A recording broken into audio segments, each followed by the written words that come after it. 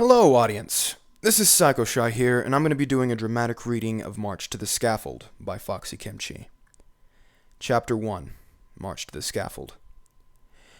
On the outskirts of Canterlot, the sound of marching hoofbeats and rattling armor echoed in the early morning air. The Royal Equestrian Army was marching back from battle towards Canterlot, their home. Their latest endeavor against the changelings was a success, as they had defeated the enemy and, most importantly, captured their leader, Queen Chrysalis.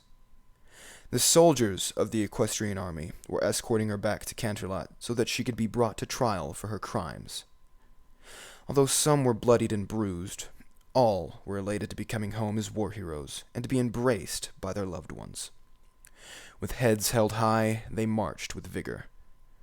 The younger bachelor soldiers were ready to show off their war wounds to any mare they could find, or colt if they were into that. Queen Chrysalis, on the other hoof, was in no mood to celebrate. Her hooves bound, her mouth muzzled, and her magic restrained, she can only wait in her cage as she was carried to the enemy's capital and her former invasion target. The rocking of the wagon and the cadence of marching hoofbeats did nothing to ease her growing anxiety. Left solely with her thoughts, she could only imagine her inevitable fate at the hooves of her captors. Oh, how she had regretted her failed invasion. She had only wanted to take a small amount of love, just enough to survive and feed her changelings. But after tasting the love of shining armor and Equestria, she had become intoxicated. She had wanted everything Equestria had to offer. In order to satisfy her carnivorous hunger, she had decided to invade Canterlot, and after her conquest, she would have taken over Equestria, so that she could feed to her heart's content. Chrysalis had thought her plan was foolproof, but in the end, her overconfidence was her downfall. The marching became slightly faster and more erratic as the soldiers became more excited, the offbeat of the monotonous tempo awakening Chrysalis from her previous thoughts. She looked up and ahead to see the drawbridge to Canterlot open. She gulped in anxiety. This is it, Chrysalis thought to herself. Her parade through Canterlot, the crescendo to the beginning of the end. Her march to the scaffold. In the early morning, the streets of Canterlot were relatively empty. Only a few ponies were up at this hour, beginning to prepare for whatever the day would bring. It was the sight and marching of the Royal Equestrian Army that began to rouse the citizens from their early morning stupor. Upon looking at them, and more importantly, what they were escorting, they began to cheer. A few citizens ran ahead to spread the good news and prepare a hero's welcome. As the soldiers marched on, the cheering and celebrations began to increase as more ponies came out to celebrate. The effects of the celebrations and fanfare were most evident among the younger soldiers, puffing out their chests, raising their chins, and shifting wings or pieces of armor to show off their battle injuries as their pride swelled. Chrysalis, however, could only feel the cold, hard glares from the crowd that were directed at her. Luckily, they were short-lived, as the citizens of Canterlot were more focused on the return of their loved ones. She was thankful that they were not throwing anything at her.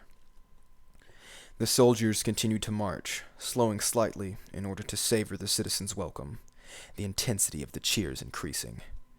The celebrations and fanfare reached their climax at the town square, the entire city now well aware of the Royal Equestrian Army's triumph. The square and surrounding streets were packed with celebrating ponies, cheering on the soldiers and shooting the occasional glare at Chrysalis. Mare friends and wives broke through the crowd, hugging and kissing their returning lovers. As Chrysalis's entourage made their way out of the town square, they began to enter the upper terrace of Canterlot, home of the elites and nobles. Chrysalis instantly sensed a dramatic change in the atmosphere. The Canterlot elite were cheering not for the soldiers' safe return, but for her blood. Even the soldiers themselves began to feel uneasy among the bloodthirsty crowd, neither expecting nor wanting such a welcome. This was not what it meant to be in the Equestrian Army. The soldiers began to quicken their pace toward the castle, eager to leave such an unruly crowd. Chrysalis cringed slightly, the atmosphere and shouting unnerving her, but that moment was short-lived. She steadied herself. She would not look weak in her final moments. As short as her tendency in Canterlot had been, she had already come to despise its nobility. The love she could feel from the nobles was not only small in amount, but also tainted and foul. She could tell they were more interested in selfish gain and indulgence than love. In addition, she hated how they carried themselves. The nobility and elite always thought they were above the common worker pony.